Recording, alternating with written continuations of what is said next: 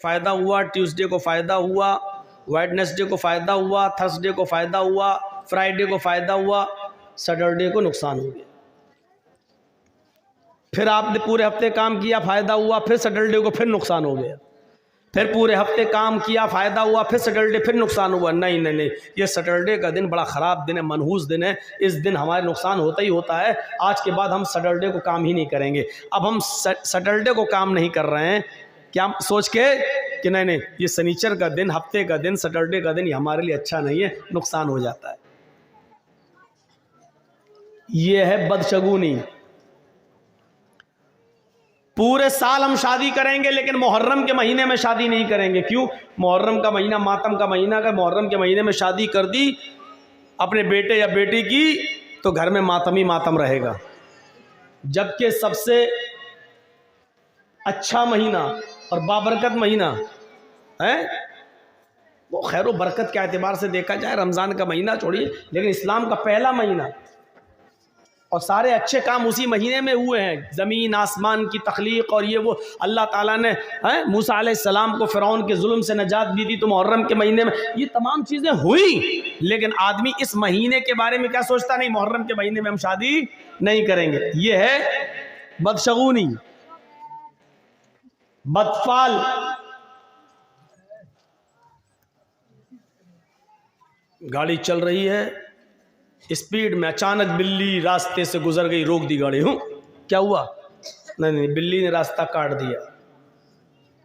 अरे इतने बड़े बड़े जुआरी, शराबी, कबाबी रास्ता काट रहे हैं, योगी मोदी सब रास्ते से गुजर रहे हैं तो रास्ता मनहूस नहीं हो रहा। बिल्ली बेचारी अल्लाह की मखलूक, बेकसूर जानवर, ये गुजर गया तो रास्ता रोक। नहीं, अरे गाड़ी रोकना थी तो इन मनहूस नेताओं के गुजरने पर रोकना चाहिए थी। कि अब तो पता नहीं सुबह सुबह किस नेता का चेहरा देख लिया, पता नहीं गाड़ी आगे बढ़ेगी कि नहीं बढ़ेगी।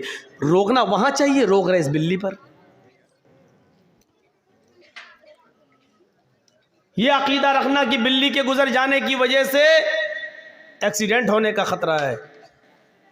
गाड़ी रोक दी, 2 मिनट रुके, उसके बाद गाड़ी चला रहे। यह है बदशगुनी।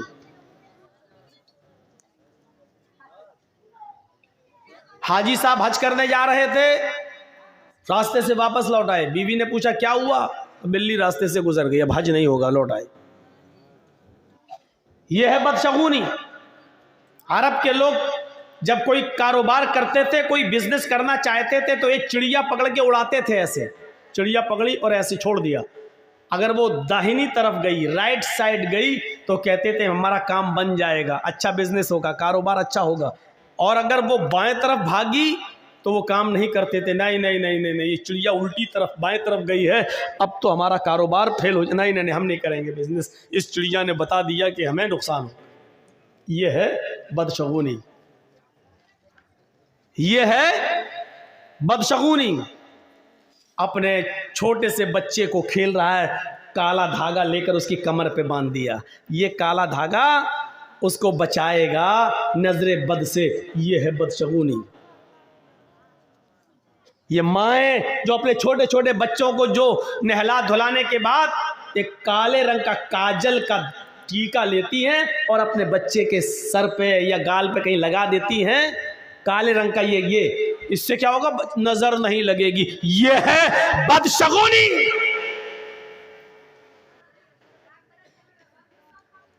माफ कीजिएगा, सिर्फ इतना सा काला टीका लगा देने से तुम ये समझती हो कि मेरे बच्चे पे नजर नहीं लगेगी। अरे इतना सा काला टीका क्या, पूरा चेहरा भी अगर तू काला कर देगी तब भी ये काला रंग उसका कुछ नहीं कर सकता है। अपने बच्चे को नजरे बद से बचाना है तो सिर्फ ये दुआ पढ़ो, अल्हम्दुलिल्लाहि रब्बिल आलमीन से वलज़्ज़ालीन आमीन, और उसके बाद में कुल औज़ु बिरब्बिल फलक और कुल औज़ु बिरब्बिन नास, ये पढ़कर अपने बच्चों पर दम करो 3 मरतबा सुबह और 3 मरतबा शाम। आपके बच्चे पर नजर नहीं लगेगी। ये काले टीके बंद करो।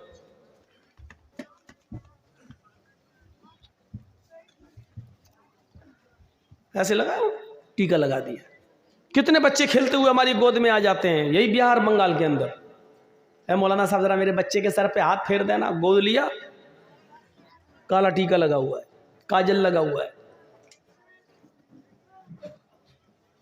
इस अकीदे के साथ कि काला टीका लगा देने से बच्चे पर नजर नहीं लगेगी। गलत। 3 बार सूरह फातिहा पढ़ो, 3 बार कुल औज़ु बिरब्बिल फलक पढ़ो, 3 बार कुल औज़ु बिरब्बिन नास पढ़ो और अपने बच्चों पर दम करो। उसका तरीका ये होना चाहिए कि एक बार पहले पढ़िए आप औज़ु बिल्लाहि मिनश शैतानिर रजीम बिस्मिल्लाहिर रहमानिर रहीम अल्हम्दुलिल्लाहि रब्बिल आलमीन अर्रहमानिर रहीम मालिकि यौमिद्दीन इय्याका नअबुदु व इय्याका नस्तईन इहदिनस सिरातल मुस्तकीम सिरातल लज़ीना अनअमता अलैहिम गैरिल मग़दूबि अलैहिम वलद्दाल्लीन। फिर उसके बाद पढ़ो बिस्मिल्लाहिर्रहमानिर्रहीम कुल अऊज़ु बिरब्बिल फलक मिन शर्रि मा खलक व मिन शर्रि गासिकिन इज़ा वक़ब। ये पूरी सूरत पढ़ो। उसके बाद पढ़ो बिस्मिल्लाहिर्रहमानिर्रहीम कुल अऊज़ु बिरब्बिन नास मलिकिन नास इलाहिन नास मिन शर्रिल वसवासिल खन्नासिल लज़ी युवस्विसु फी सुदूरिन नास मिनल जिन्नति वन नास। एक बार पढ़ लिया, अब बच्चे पे दम कर दो।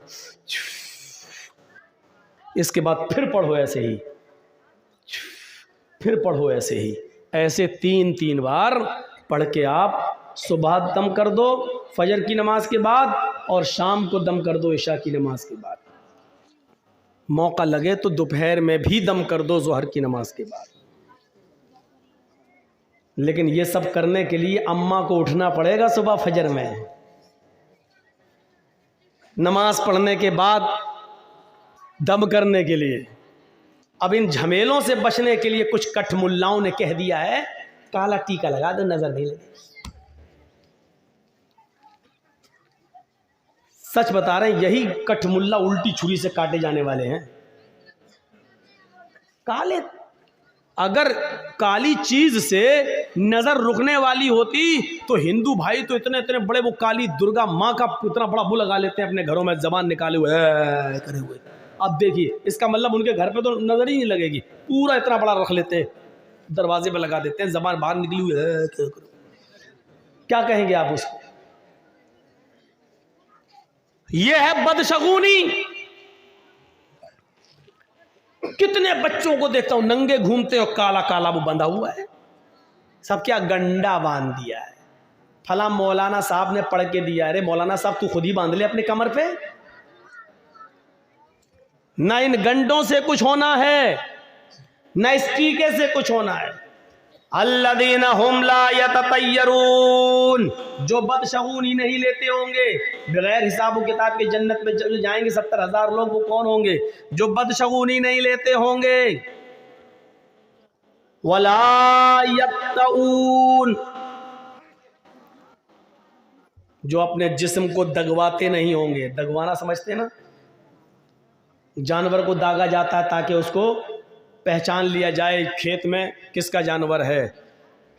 इसी तरीके से यहाँ पर वो चलवाना, हाथ पे कुछ टैटू बनवाना, मशीन चलवाना, नाम लिखवाना या कोई टैटू बनवाना ताकि वो निशान बना रहे, इसको कहते हैं दगवाना।